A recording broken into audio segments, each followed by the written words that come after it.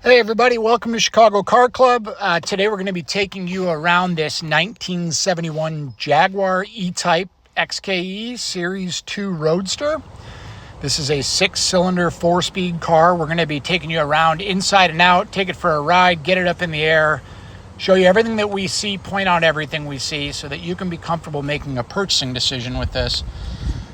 This is a 6-cylinder, 4-speed, as I mentioned. It's been stored in a garage, an attached garage, since 1984. We bought the car from what we believe to be the second owner's daughter. This car was parked in 84. It's got the original Illinois plates on it from when the second owner bought it, which supports the fact that it was parked in 84. It is a late production Series 2 left-hand drive Roadster. Original numbers matching engine. The speedometer shows 41,259 miles, which we believe to be original. It is running and driving. It's a little bit of a project. We'll take you around and show you everything that's here. The bonnet's in nice shape. The car's got some blemishes. It was originally claret red from what we can see. It was repainted at some point. As you'll see, there's a little bit of paint flaking and a couple blemishes throughout, blemishes throughout, which we'll point out to you. The wire wheels are in good shape, but obviously the chrome is a little bit of pitting and just from age.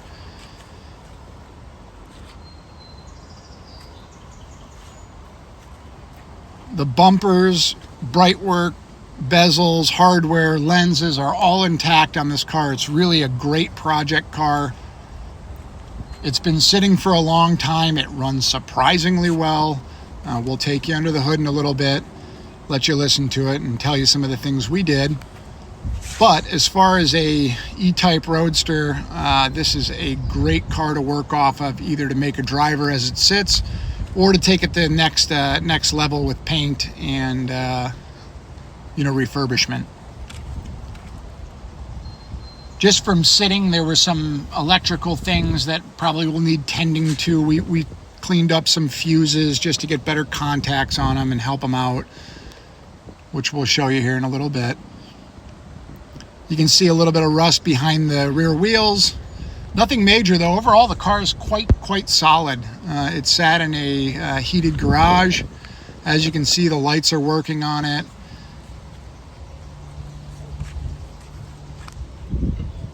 We did clean out the fuel cell, but it will probably need replacing. We cleaned up the sending unit for it, added an inline fuel filter, and the original fuel pump, while working, needs to be rebuilt. The baffles in it, or the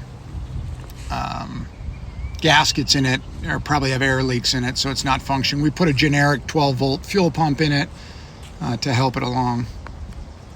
Little dent there that was done in the garage, we understand. The woman that we bought it from shared a lot of stories of sitting in the car, everything being locked, not being able to get into the glove box and open the trunk. But really a neat car to find. It'll obviously need tires and just some mechanical overhauling, but it does make good compression.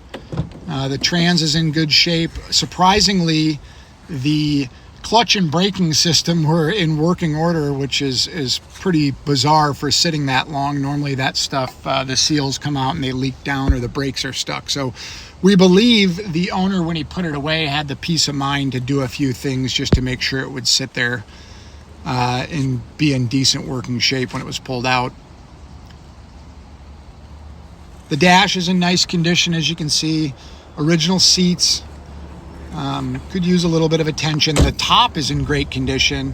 We've got this boot cover on it, but the top frame is nice. The latches are all there, and the cover is really in great shape. I believe it to be original. Can't make any guarantees, but as you can see in the pictures, it's quite nice. The doors are nice and solid. The trim inside the door panels is pretty good. The passenger side, some of the trim popped off the clips, you'll notice. But overall, everything's here. It's really a great baseline to work off of. Again, if you wanted to make this a driver or take it to the next level. The tachometer is intermittent. The speedometer and odometer do work properly. And some of the switches for the lights and stuff are functioning. Some you've got to move them around a couple times to get them to move. The dash gauges are working, the heat gauge, the oil pressure, and what have you. You'll notice the center carpets are missing on both sides, but take you under the hood or the bonnet, get this open. It's the original motor, twin Strombergs on it, which we went through and cleaned. We did the proper steps before we even tried to start the car. We removed the original fuel supply, gave it an auxiliary fuel tank, and soaked the cylinders down. We did do a compression test on the car, which came back really well. Our gauge reads in the 155 to 160 range, but there's no more than a 10-pound spread from cylinder to cylinder, and they all hover about the same. The original electric fans were working, and then they stopped working while we did. So I don't know if that's some sort of electrical thing, but they were functioning when we first put power to them. We haven't put many miles on the car. We've driven it around the block. Obviously, with the fans not running, we don't want it to overheat. But we've got the car now on its own fuel supply, again with an inline fuel filter. It will need a fuel tank, or at least the fuel tank that's in it, to be gone through at some point. Largely original. You'll notice a couple little wiring plugs or terminal ends that have been changed over the years. But the bonnet sits nice and taut, or sorry, lines up nice. We'll fire it up here for you.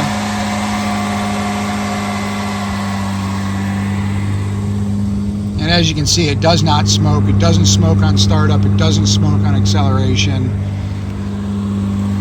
which for a car that sat as long as it have is a nice starting point. It shifts nicely. The clutch feels good. It does stop. We did notice in the braking reservoirs there's some gel in there just from the age of the fluid. So the braking system will obviously need to be gone through, and you can hear a little bit of a vibration coming from the tires having flat spots on them. But again, the headlights work, signals work, the hazard lights work. We noticed that the headlight switch is non-functional. It doesn't turn the lights off. It just keeps power to them. Wiper motor not working. The washer, we're not sure, again, if that's just electrical stuff. We didn't spend much time on it. We just wanted to get it running and driving down the road and let that be the project of the next owner. But as far as a Series 2 Roadster, this is a great way to get into one and be able to do some of the work yourself. The tachometer is intermittent. We noticed when we played with the fuse for the dash, it started to move and work properly, but the idle adjust is working fine. We're going to get the car up in the air and take a look at the underside and some close-ups of the side so you can see exactly what we're looking at.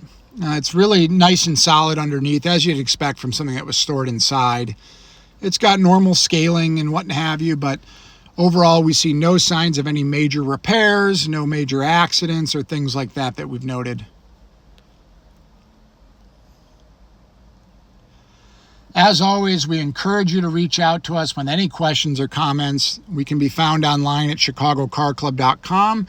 You can also call us or text us anytime at 312-420-3696.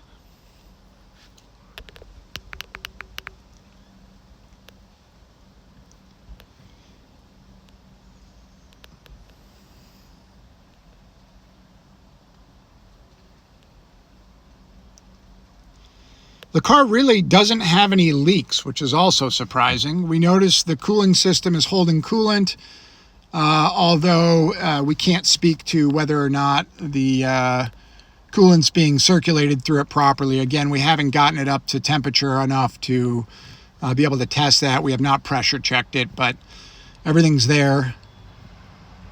As you can see, the underside is in solid condition. The frame rails are nice and straight. We believe it to be the original gearbox, although we can't confirm it. I believe you have to take the tunnel apart in order to see the numbers on top of the gearbox. We didn't go that far, but all the suspension components are there and look largely original.